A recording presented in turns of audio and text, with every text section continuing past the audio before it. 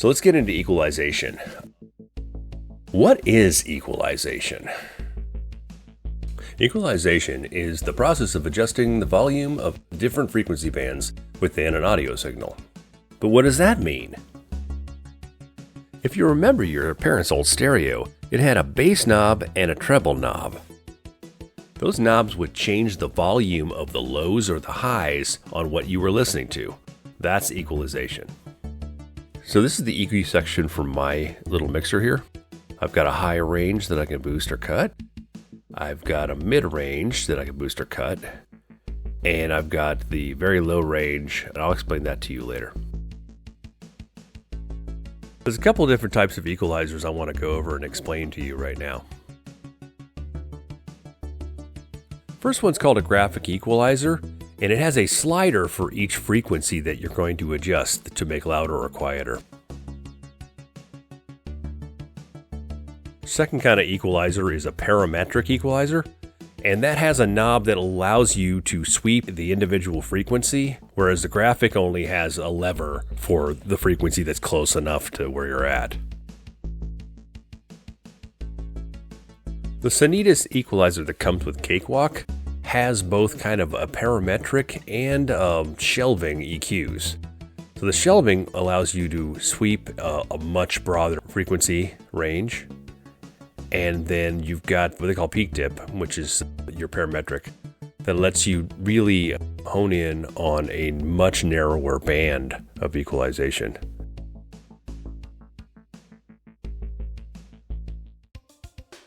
Okay, so we're going to open the file that we had before. It's called New Song, and it should be loaded in a second here. And there we go. We're going to look at the bass. Okay, so now I'm going to expand the bass view here, and then in this section it's labeled FX. You're going to click on the plus sign over here, and then you're going to click Insert Audio Effects, and then we're going to go down to where it says EQ, and we're going to click on the Sonitas EQ. Okay, now that we've got the equalizer patched to the bass channel, we're going to make some changes. I want you to understand that any changes you make equalization-wise to the signal is not permanent. You'll be able to make changes and then change it again at a later date. Okay, so we're going to make some changes to the overall bass tone here. Normally I roll off some highs. It really depends on how you want it to sound. But I'm going to go ahead and do that. So the numbered dots on the screen represent frequency ranges. So I'm also going to lower this, the one that says number 5 here, because that's, drop that down and make the curve. Okay, so we're going to listen here. Go ahead and solo that.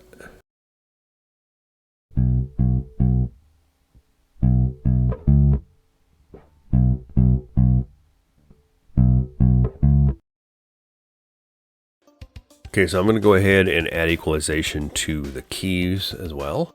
I'm going to go to Audio FX and EQ and choose the Sonitas EQ again. Okay, so I got to find a home so you can see all of this stuff. So back that view out and put it right about there. Okay, so what I want to do is I want to roll some lows off of the keys to make room for the bass, because it all has to have a frequency home, and that's why EQ is so important.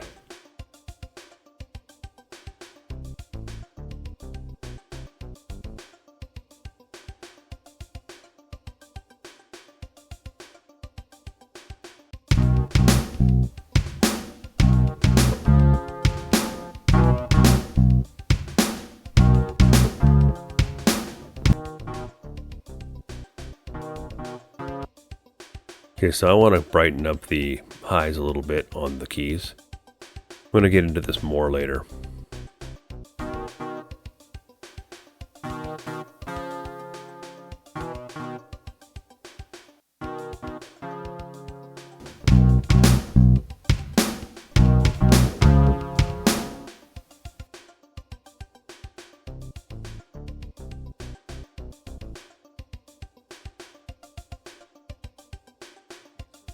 What I wanted to show you is that As you're playing, you can change the tone and the equalization so you can hear what's happening to the sound.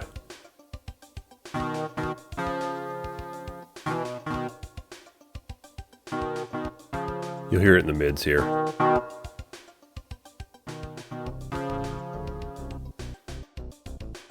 Okay, so now I want to get into what's going on with these mid parts 2 through 5, because this is a parametric equalizer as well as having the shelving available.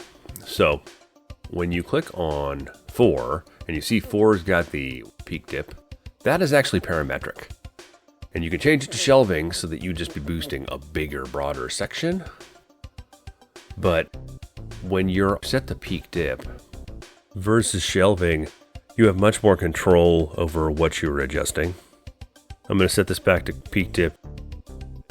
So there's a Q value that you can adjust that will shrink the bandwidth to a really narrow scope, and you can adjust that up and down.